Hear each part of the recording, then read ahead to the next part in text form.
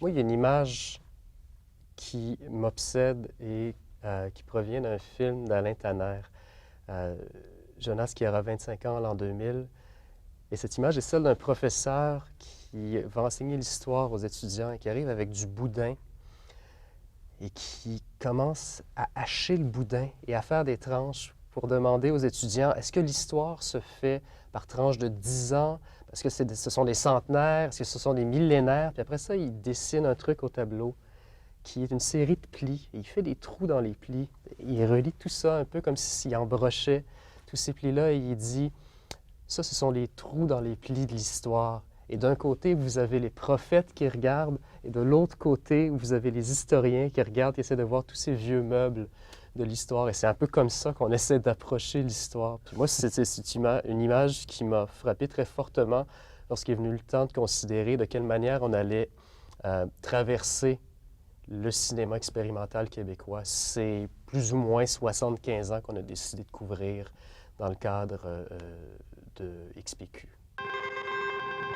En fait, 75 ans, c'est grosso modo le plus loin où on pouvait également aller pour tenter de raconter cette histoire-là, qui jusqu'à présent n'a pas été, on le pense, spécialement racontée, ou du moins pas dans un livre comme celui-là. On fait tout juste paraître. Donc, les trous de l'histoire, c'est une métaphore très belle, peut-être pour souligner le fait également qu'il y a des trous dans ces 75 ans, que beaucoup d'initiatives de cinéastes, je dirais, pionniers des 30 premières années sont parfois des initiatives isolées. Si on pense au début, tout début, moi j'ai essayé de creuser en fait dans ma petite section du livre qui ouvre un peu le livre après notre intro, en voyant ce qui avait été fait au départ. C'est certain qu'une des lignes fortes, c'est le lien entre la pratique des arts visuels, un peu ancrée dans une modernité, et la pratique cinématographique. Et, ce qu'on voit se mettre en place, c'est une pratique qui va un peu de pair, en fait. Ça commence par des artistes qui, d'une certaine façon, font le journal de leur vie courante avec des caméras portables qui sont disponibles à l'époque, donc fin années 20, début années 30. Ce sont des œuvres qui ne relèvent pas spécialement du film de famille, qui sont intéressantes parce que des artistes y ont participé, donc il y a une valeur esthétique, ce qui fait en sorte que certains films ont pu être préservés. Je pense notamment, par exemple, au film d'Omer Parent dans les années 30, et on en trouve des copies de films de famille à la Bibliothèque et Archives du Québec et aussi à la Cinémathèque. Comme on le souligne dans notre première intervention du livre, les gants blancs, on ne peut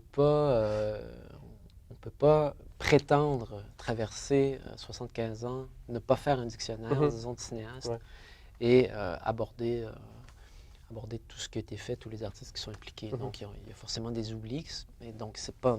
De là, l'idée de mettre les gants blancs, finalement, puis de dire, on a fait ça comme ça, on a essayé de donner la juste part à chaque personne, puis de s'arranger pour qu'on ait une histoire qui, à défaut d'être exhaustive, soit, disons, passionnante, ou au moins, si on peut donner une image, c'est une histoire qui est un peu comme un lacet qui passe dans différents œillets, puis parfois ça revient, parfois ça se recroise, et en fin de compte, on a une boucle quelque part avec les contemporains ou les ultra-contemporains. Ouais. Ouais, on embrasse large, mais comme c'est un livre un peu inaugural, si on veut, sur le sujet, où il n'y a pas de livres qui ont été publiés sur l'histoire du cinéma québécois sous cet angle-là qui prétend traverser plusieurs décennies en scrutant seulement la pratique expérimentale, forcément, il y a des oublis, puis le livre est également fait pour que ces oublis-là soient comblés dans les prochains mois, les prochaines années, par d'autres chercheurs, d'autres auteurs, avec qui, j'espère, on aura l'occasion de dialoguer. Oui, absolument.